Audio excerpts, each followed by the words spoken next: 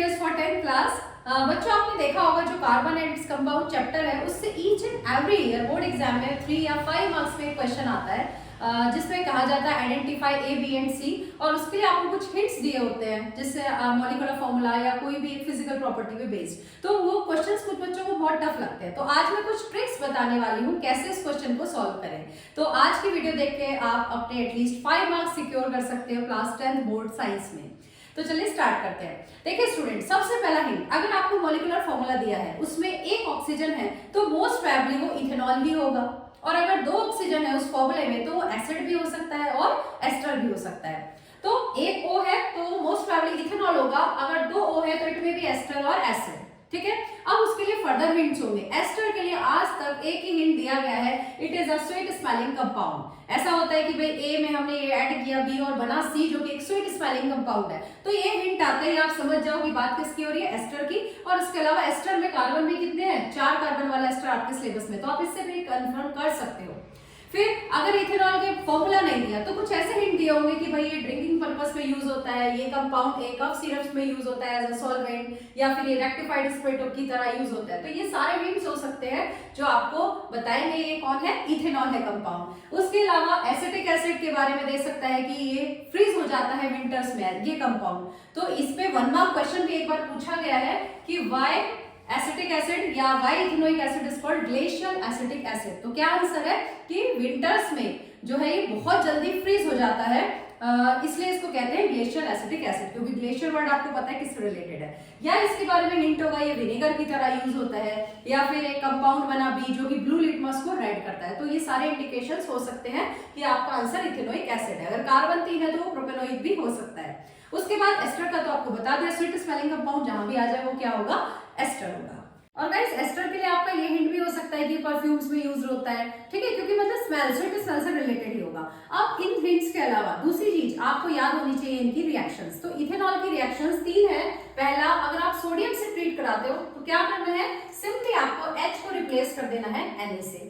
अगर आता है आपने KMnO4 एल्कलाइन क्या दिया है, आपको कोई कुछ नहीं देखना, K2Cr2O7 या KMnO4 देखा तो ये होता है ऑक्सीडाइजिंग एजेंट, और आपको याद रखना है इथेनॉल को कन्वर्ट कर देता है इथेनोइक एसिड में।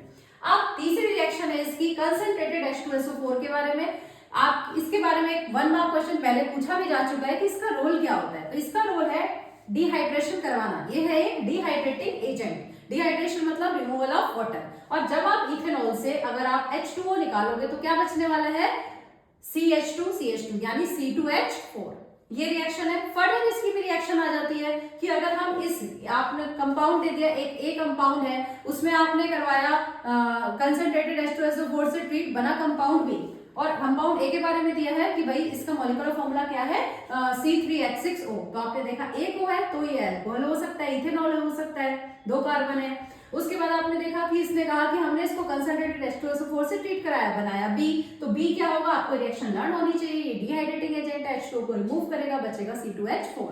फिर उसने दे दिया कि जो बी बना सपोज उसमें हम ऐड कराते हैं H2 और बनता है C, तो ये कौन सी रिएक्शन है, एडिशन रिएक्शन। एल्कीन में जब हमने H2 ऐड कराया इन द प्रेजेंस ऑफ निकल तो क्या बनता है आपका एल्केन C2H6। तो कई बार आ जाता है कि इस रिएक्शन का नाम दो, इस रिएक्शन का नाम है एडिशन रिएक्शन तो है, लेकिन एडिशन किसका है, हाइड्रोजन का, तो हम इसे बोल सकते हैं हाइड्रोजनेशन रिएक्शन। इसका यूज पूछा जाता है गाइस, इस रिएक्शन का यूज बहुत इंपॉर्टेंट है, industrial use to conversion vegetable oil into घी, यानी कि जो अनसैचुरेटेड कंपाउंड है वेजिटेबल ऑयल उसको घी में कन्वर्ट करने के लिए यूज करते हैं।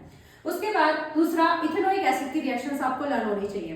तो गाइस Na जब भी आपको दिख जाए सोडियम, चाहे सिर्फ सोडियम दिया है, चाहे sodium hydroxide, sodium carbonate, sodium hydrogen carbonate, कुछ भी दिया हो, आपको क्या करना है, अगेन इस H को रिप्लेस करवा देना है Na से और बन जाएगा CH3COONA। साइड प्रोडक्ट्स आपके चेंज होंगे बट जो मेन प्रोडक्ट है वो आपका रहेगा सेम, ठीक है। उसके बाद बहुत ही इंपॉर्टेंट रिएक्शन जो इसकी है वो है एस्टेरिफिकेशन रिएक्शन। नाम से आपको समझ में आ रहा है क्या बनने वाला है, एस्टर। आपको याद रखना है एसिड प्लस अल्कोहल मिलके बनाते हैं एस्टर प्लस वाटर। तो एसिड लिया हमने कौन सा, इथेनोइक एसिड, और अल्कोहल लिया कौन सा, इथेनॉल। आपको क्या करना है, ये रिएक्शन भी H2SO4 की प्रेजेंस में होती है। तो आप याद रखो सिलेबस में 2 जगह कंसंट्रेटेड H2SO4 है। अगर एक सिंगल कंपाउंड के साथ है H2SO4, एक सिंगल कंपाउंड के साथ H2SO4 है तो ये इथेनॉल होगा, लेकिन अगर 2 दिया है A plus be in the presence of H2SO4 तो आपकी कौन सी रिएक्शन होगी, स्टेरिफिकेशन रिएक्शन। तो बहुत आसान सी पहचान है, अगर एक ही कंपाउंड को ट्रीट कर रहे हो कंसंट्रेटेड H2SO4 से तो इसका मतलब इस रिएक्शन की बात कर रहा है। A प्लस बी 2 कंपाउंड आ गए, A प्लस सी वटएवर, तो आपका क्या होगा H2SO4, अब ये कौन सी रिएक्शन होगी, स्टेरिफिकेशन रिएक्शन। तो आपको पता है करना क्या है, आपको एस्टर बनाना है और वाटर बनाना है। अगर आपको एस्टर का फॉर्मूला नहीं भी याद तो कोई टेंशन नहीं है, वाटर का तो याद है H2O, तो आपको क्या करना है, एसिड और अल्कोहल से H2O को रिमूव कर देना है। आपने H और OH और H2O यहाँ से रिमूव कर दिया, बन गया आपका वाटर, निकल गया वाटर। अब आप ऐड कर दो CH3COO2H5, आपको ऐड करके लिख देना है, वाटर को निकाल दो, बाकी चीजों को ऐड कर दो, लेकिन एडिशन में पहला क्या होना चाहिए, एसिड वाला पार्ट, राइट। तो ये बन गया आपका एस्टर प्लस वाटर।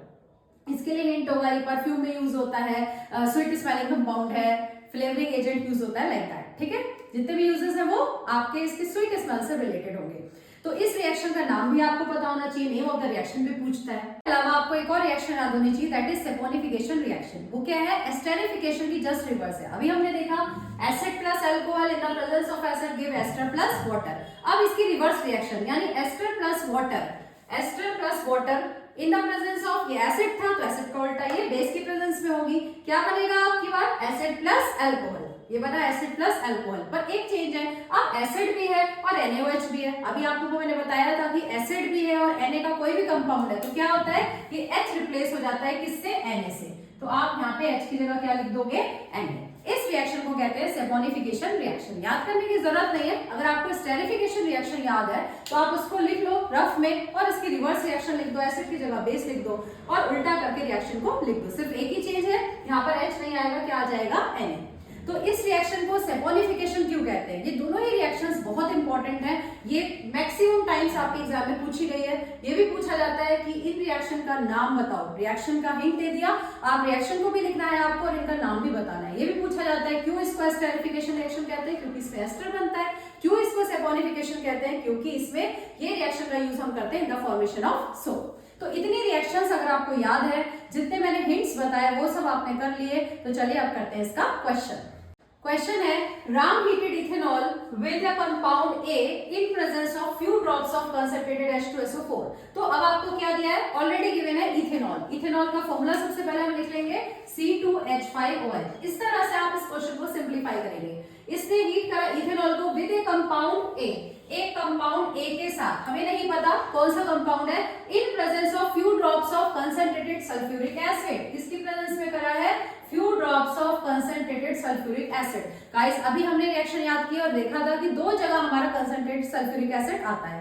कौन कौन सी थी वो जगह, एक थी हमारी जहां पे इथीन था, जहां पे एक कंपाउंड था इथेनॉल, सॉरी इथेनॉल से बन रहा था इथीन, और एक रिएक्शन जहां दो कंपाउंड थे, मैंने आपको बताया था दो जगह है, तो दो जगह है, तो इथेनॉल प्लस व्हाट, आपके सिलेबस में एक दो रिएक्टेंट वाली दो ही रिएक्शन है। अभी हमने लास्ट में करी स्टेरिफिकेशन और सैपोनिफिकेशन। तो अब अल्कोहल की रिएक्शन किसके साथ होगी, तो मोस्ट प्रोबेबली आपको समझ में आ गया होगा ये क्या है, इथेनोइक एसिड। अगर नहीं आया तो और भी हिंट्स मिलेंगे, पर अगर आपको रिएक्शन याद है कंसंट्रेटेड H2SO4 देखते ही क्लिक करना चाहिए। दो रिएक्शन है, एक में एक रिएक्टेंट था, एक में दो रिएक्टेंट है, और यहाँ पे दो रिएक्टेंट वाले की बात हो रही है। तो अब देखिए क्या दिया है, few drops of concentrated acid. अगर आपको नहीं भी समझ आया तो आगे भी और हिंट है, and a sweet smelling compound. मैंने आपको बताया है स्वीट स्मेलिंग कंपाउंड किसका हिंट है, एस्टर का। अब तो याद आ गई होगी, एस्टेरिफिकेशन रिएक्शन की बात हो रही है, तो acid plus alcohol gives ester plus water. तो कर दो कंप्लीट, लेकिन एस्टर में पहले कौन सा पार्ट लिखते हैं, एसिड वाला। तो एसिड वाला पार्ट पहले लिखेंगे CH3COO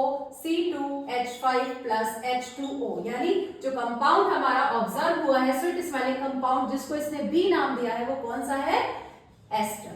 यानी बी कंपाउंड एस्टर है और ए कंपाउंड क्या है, इथेनोइक एसिड है। आगे सॉल्व करते हैं। Well B is treated with sodium hydroxide. अब हमें बी पता चल चुका है, बी है हमारा क्या, एस्टर, ठीक है। इसको ट्रीट करवा रहे हैं किसके साथ, NaOH के साथ, राइट। NaOH के साथ ट्रीट कर रहे हैं, आप एडिशन में लिखो या एरो पे लिखो, डजंट मैटर। तो सॉरी, NaOH के साथ इसको ट्रीट करा रहे हैं। अब आधों को तो समझ में आ गई होगी, एस्टर रिएक्टेंट, एक ही रिएक्शन है, एस्टर और NaOH की प्रेजेंस में हो रहा है, तो क्या हो रहा है, सैपोनिफिकेशन। अगर नहीं भी समझ में आई तो आगे फर्दर हिंट है, क्या कह रहा है, when B is treated with sodium hydroxide it gives back ethanol and compound C। तो बैकवर्ड आ गया कि वही मिल रहा है जो था, तो कौन सी रिएक्शन होगी, सेमोनिफिकेशन। नहीं भी समझ में आया तो देखो, इसको हमने ट्रीट करा NaOH के साथ, तो क्या बन रहा है, it gives back ethanol. Ethanol तो मिल ही रहा है, यानी C2H5OH तो मिल ही रहा है, प्लस कंपाउंड C। और अब कंपाउंड C क्या होगा, सेमोनिफिकेशन में हमें पता है एस्टर प्लस वाटर। देखो वाटर साइड प्रोडक्ट है, वो सिर्फ मेन प्रोडक्ट की बात करता है इस तरह के प्रॉब्लम क्वेश्चंस में। तो एस्टर को हमने जब NaOH से ट्रीट करा तो क्या बनता है, वापस रिएक्शन कर दो, एस्टरिफिकेशन, वही इसका उल्टा क्या बनेगा, एसिड प्लस अल्कोहल। पर क्या चेंज है, एसिड का H किससे रिप्लेस हो जाएगा, Na से, बताया था। तो अल्कोहल तो उसने नाम दे दिया इथेनॉल, क्या बच गया, CH3COONA। तो ये है हमारा कंपाउंड C। ठीक है, अब आपने ये सब रफ में सॉल्व किया है, अगर आपकी प्रैक्टिस है तो आप डायरेक्ट भी कर सकते हो। अब आप देखो क्वेश्चंस, हर क्वेश्चन के मार्क्स होते हैं। सपोज ये क्वेश्चन आपका 5 मार्क्स में आ गया, 3 पार्ट से, 3 मार्क्स में आया तो क्लियर है कि 1 मार्क्स ईच, 5 मार्क्स का है। तो अब पहला है आइडेंटिफाई A एंड C, दूसरा है give one use of each compound A and B, और तीसरा है right chemical reactions involved and right their names. अगर ये केस स्टडी में आया है 4 मार्क्स का, तो ऑब्वियसली ये 2 नंबर का होगा, क्योंकि इसमें रिएक्शन के नाम भी पूछे, रिएक्शंस इन्वॉल्व्ड भी लिखी है। तो 5 नंबर में आया है तो भी आपको क्लियर है। तो आपको हर चीज मेंशन करनी है। सबसे पहले सुंदर सुंदर हेडिंग डालोगे A, और A इज इक्वल्स टू क्या, ये तो आपने रफ में सॉल्व कर लिया, तो A इज इक्वल्स टू लिखोगे CH3COOH, C is equals to लिखोगे CH3COONA।